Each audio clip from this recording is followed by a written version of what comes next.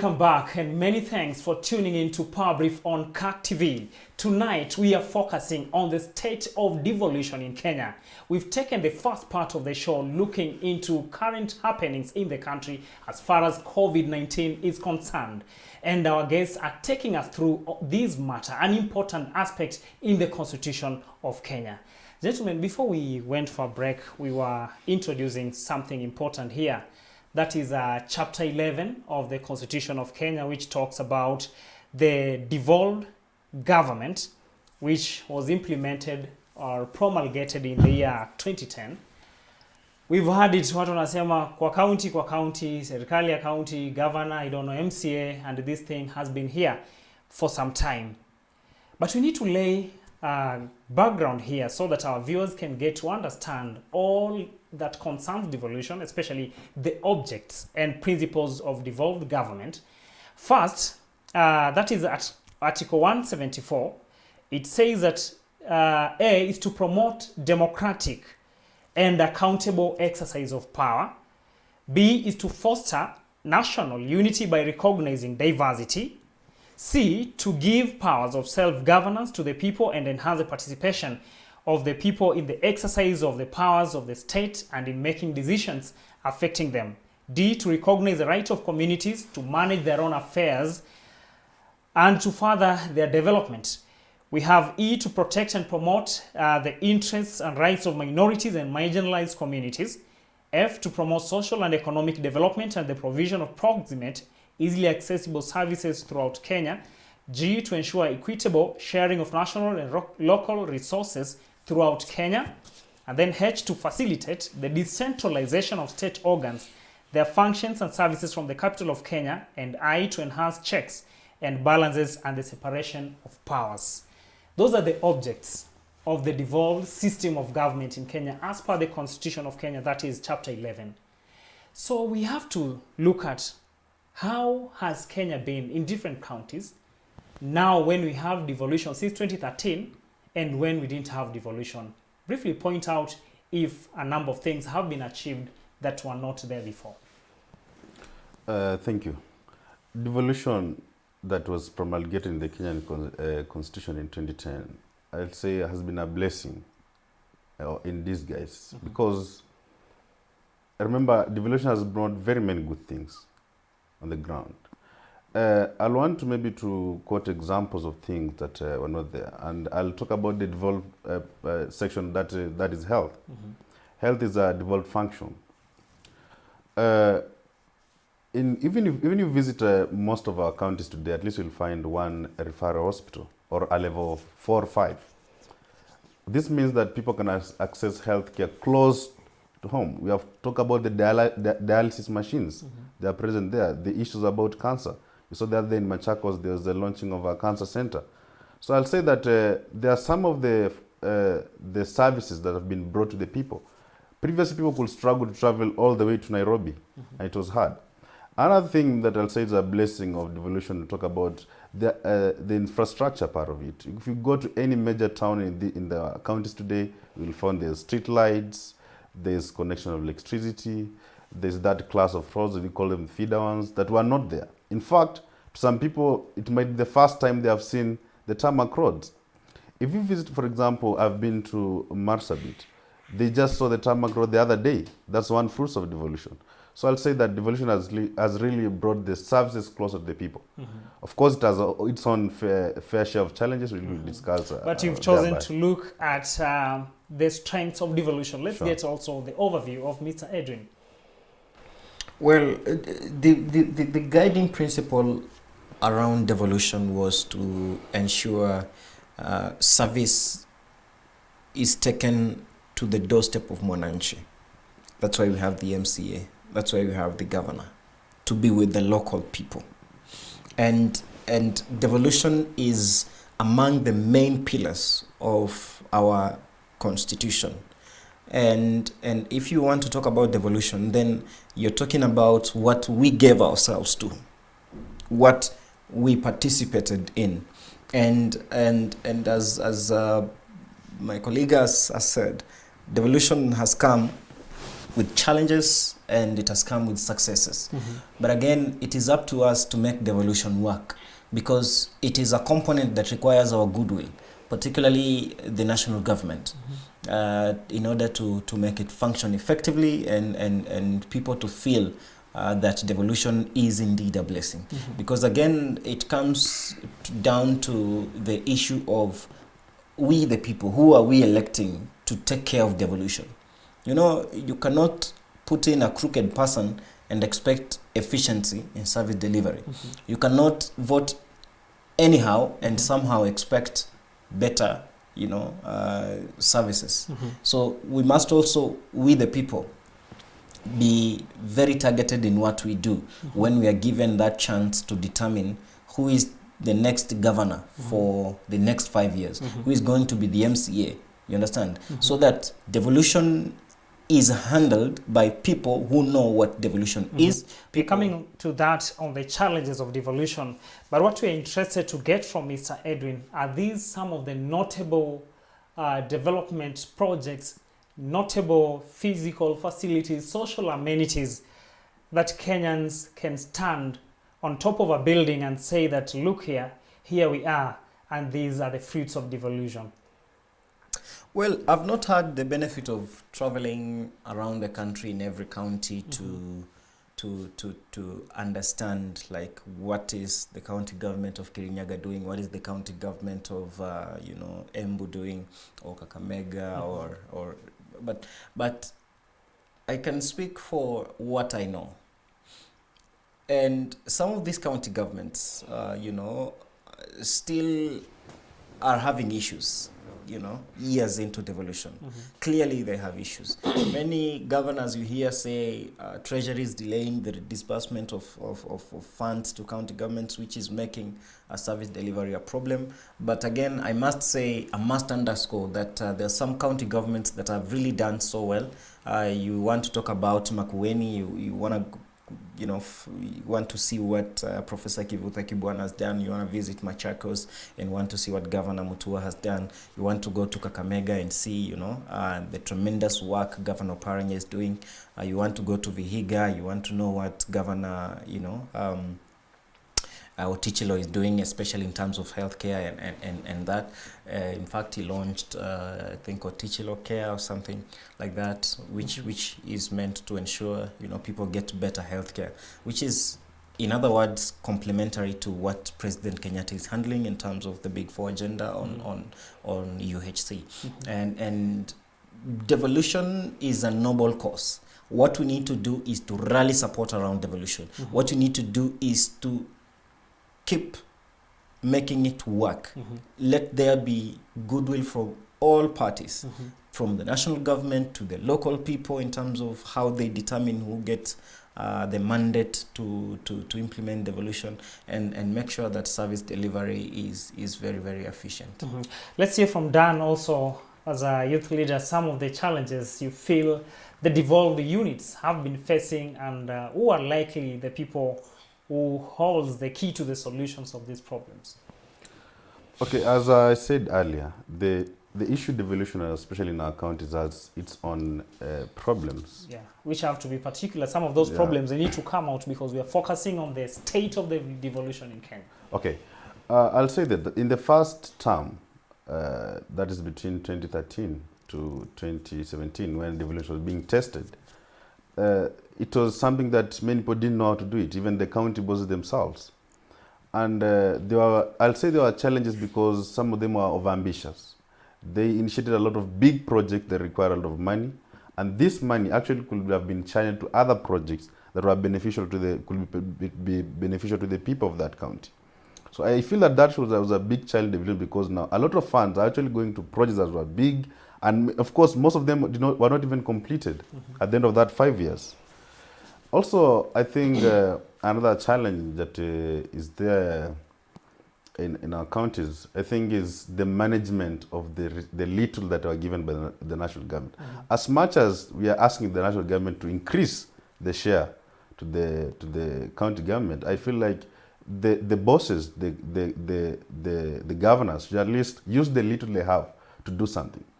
I'll ask a question. Why is it that when you go to some counties, you feel like there's more fruits of devolution than other counties, yet they all receive money? It's about priority, and I feel like that's a challenge. So they need to know how to manage these resources so that at least the people of that particular place can realize the fruits of devolution. That brings us to something before we get into another segment of this show. That is a standoff in the Senate of the resource or the revenue allocation. There is this matter of recurrent expenditure in counties. And yesterday I was looking at some county within the Republic. Out of 7 billion that they have been allocated, or their budget of 7 billion, 4.8 billion goes for recurrent expenditure. And then the other little amount, so you realize that around 10% only remains for development. Where or why this scenario? What happened in between during structuring of how the devolved unit should work, or what really happened on the way? Well, you know, the issue of recurrent expenditure is not unique to counties. Also, the national government is grappling with the same issue. You'll want to even know that recurrent expenditure could be taking well over 50% of our national budget, which is not so good. Because now when you have recurrent expenditure taking such an amount or such a percentage, then what is left for development, what is left for servicing our commercial debts, what is left for completing projects that are stalled, what is left for future, what is left for reserve, and it's a unique challenge that it's not easy to handle. It's not easy to handle because now when you want to talk about recurrent expenditure and particularly salaries, you have to consider LRO, you have to consider quite a lot of things, these labor relations.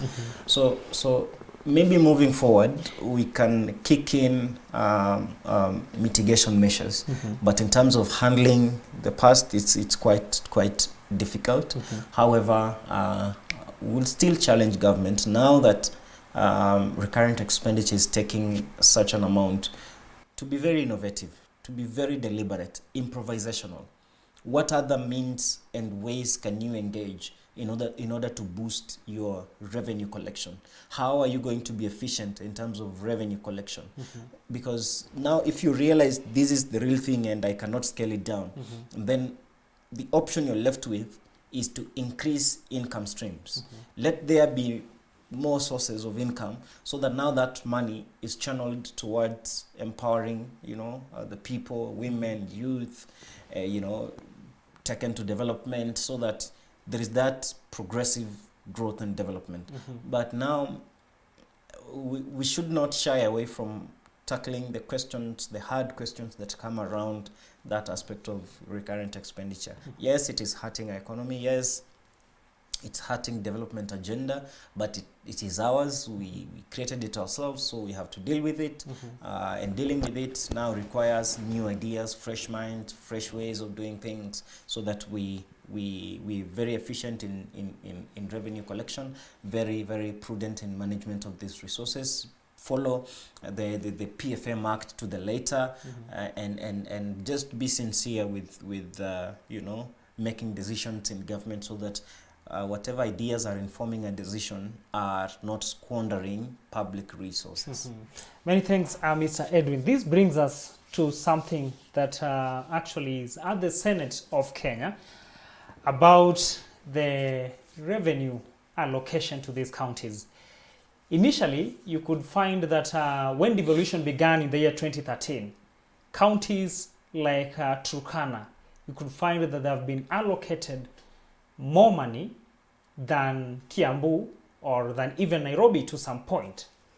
And questions began coming up. There are those people who are saying, why allocate such a county, such an amount of money, while it was taking a political trajectory where there are those people who are saying, in our county, we produce more, but money is taken elsewhere. But right now, it has taken another dimension of, let's talk of the population, but not the land size or the land mass. And we want to establish whether, is it a version of what was being said the other time about we produce more, ama imebadilishwa ikapewa the name of it is about the landmass and the number of people. What is your take as far as allocation of revenue is concerned with the number of people and the landmass? Allocation of resources in this country, and specifically to the county government, is one of the things that should help the county government to grow. Remember, we are talking about money is not enough. We are talking about recurrent expenditures. And actually, the counties need money. Because all these projects that they want to do, they need money. About how to share that and the formula, I think, and it's of course an issue currently in the Senate. People are talking about one man, one shilling, that we should consider the people at a particular place and give them money. And some people also are saying that we should consider the size of the land, the size of the land there. So there are issues that come in place here. One, when you talk about when you consider a place, you know, not all places in Kenya are the same. Some are productive more than the others. And in that case, the place that is not more productive and ask people, of course, they need more money because actually to develop such a place is expensive. You can imagine. So and also there's the fact of people, because actually money does not go to the bush. They go to the people. They have developed people. So I think it's an issue that I'll say that you need to consider on how to do that, but I'll not go either way on the two. So it's a tough balance. Yeah, it's a very tough considering balance. That, for instance, Samburu or some of the marginalized counties that do not have maybe roads, hospitals, but they have few people. So you're justifying, yes, there are few people, but they need this. But at the same time, things are not balancing in that order. Remember one thing, that each Kenyan in this country is entitled to fair distribution of resources. But you know, the factor that we should look at, how much am I giving on how much I want, that brings a different dimension on about it. But since everyone is entitled to the same thing, therefore we should also consider that person. Remember those marginalized places, those people are very poor. And even most of them cannot sustain themselves. So we should consider that too. Yeah, because they are Kenyans. Let's get to hear from Mr. Kegoli, your take on this. It's a tough balance, as Dan has actually admitted. But at the same time, one has to take the supreme direction. Whether the people or the landmass or marginalization, the income levels, and all those factors. Well, you know, we have what we call equitable share. That is standard to everybody. That is not based on any other thing. And we have allocations based on the uniqueness of counties. You know, we look at population, we look at the state of health facilities, we look at, you know, the state of infrastructure in terms of roads, you know, such things. We have to look at water, you know. So it's a balance of, it's a congruent of factors that are put into consideration. And when you look at the formula Commission for Revenue Allocation has advanced, it is a very comprehensive, very targeted formula, a formula that is meeting the present needs and, you know, launching us into the future with directional confidence. So my question to the politicians opposed to this move is this: didn't they know that this formula changes after some time? Weren't they aware that in this 2020, the revenue sharing formula is going to change? And if they were aware, what is it that they did to prepare for this time? If they weren't aware, then what are they doing in the Senate? You understand? So we must also be very sincere as politicians. We should not just politicize everything and anything for the sake. This revenue formula should be implemented now so that we deal with the consequences right now. But postponing this thing is not helping solve the issue at all. Because now when we get to 2021, that is a political year. And this thing to stand is almost close to zero. So we rather deal with the consequences right now. Let us face the aftermath. Let us see how this formula is working, because it is a legal requirement. It will create a constitutional crisis if this stalemate is not resolved. So what we need to do is this: let politicians interrogate. Let them go to Article 203. Let them go to Article 216. Let them read and understand that this is a constitutional process. You understand? That needs their input. Them as Senate mandated to handle matters affecting the devolution. And this matter will also be discussed by the National Assembly. This matter will also be discussed by the executive. That's why the president is very concerned that this stalemate is going to cause a constitutional crisis. And that's what the president doesn't want. You understand? So I want our politicians to be very sincere with what they are doing. You know, when they are opposing, why are they opposing? Is it because they fear backlash from the people? Can't they come out and explain to people clearly, in clear terms, that this is a constitutional requirement, the constitution we voted for requires us to change this formula? Though this county is going to lose, in fact, it's not going to lose. You know, we also look at a lot of things. How much revenue is your county generating? You understand? How much money do you want? Because why should you want more, yet you're not producing more? Yeah? The people of Kiambu will say, we are producing X amount of money, but we are getting much less than what we are putting into the national basket. So if they say, they advance a cause that say, we want money allocated to us commensurate to what we are paying in taxes, how do you dismiss such a case? You understand? So there is a delicate balance here that we need to embark on. And that revenue formula, CRA challenges county government to be very efficient in terms of revenue management, revenue collection, you know, generation of revenues, so that they do not wait for Nairobi to speak and then they start to react. These senators should not be fighting governors. They should be working together to ensure efficient service delivery. Because in our counties, there lies massive opportunities in which county governments can exploit to enhance revenue generation.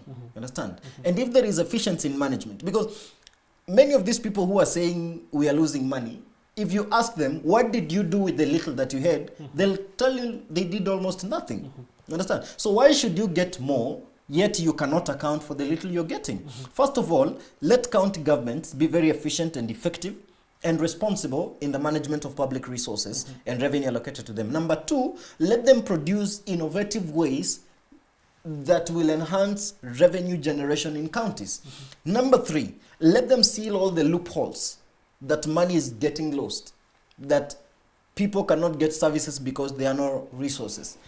Let them work closely with the National Treasury so that whatever monies are due for county government, they are released in good time so that service delivery is not hampered. We do not see governors coming out and saying the National Treasury is delaying the release of these monies. So let us take this as a national responsibility rather than a contest of egos, rather than settling political scores, so that we are true to the cause of devolution and the spirit and the objects of devolution. Let us implement this thing as only we can, as if our livelihoods depend on them. So let there be goodwill from our senators. This stalemate can be resolved. Perhaps now it is time maybe the president can invoke his executive powers, you know, and direct some things to happen. Because now if it doesn't happen, now our eyes will go back to the president and say, Mr. President, now look, there is a crisis here. There is executive authority on your desk.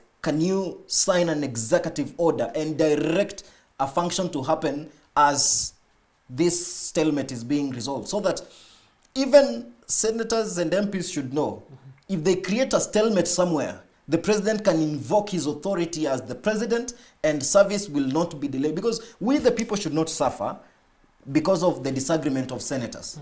We, the people, need services. We elected President Uhuru to work for us. So, and we gave him full authority, full mandate. So this stalemate, I do not want to get worried about it because I have my president. I know he'll sanction his executive authorities, sign an executive order, get service to the people, just like he saved the people of Nairobi. And we are there getting our services. Many thanks, Mr. Edwin. Let's now get to the parting shot. Many people say that actually devolution, you'll hear from their talks, that is the best thing that ever happened to Kenya. We've had one election, another election under the devolved systems of government. We are going to have another one in 2022. In summary, for 1 minute each, we want to get your input to all stakeholders who are actually mandated to ensure that the devolution grows. The best approaches, you believe that if it is put into place, devolution will yield what it was actually intended to. Beginning with Dan, then we'll actually wind up with you. Okay, thank you. My parting shot, I'll say this, that devolution should be a blessing to Kenya. Actually, it's about bringing services close to the common man down on the ground. So I think that going forward, the county government should be very creative enough and start projects that will benefit the common man. Don't start big projects that will take time and people will not realize the fruits.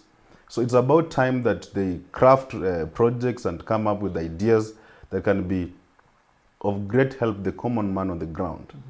And I can say that I want to challenge the MCAs who are to offer the oversight to the county governments to be on the forefront to do this. And they need to keep to task the governor and of course this county executive to at least to come up with creative ways on which to can enhance the devolution and people to gain from the services. Again, also about the national government, because the county government cannot exist on its own. They depend on the national government for the resources.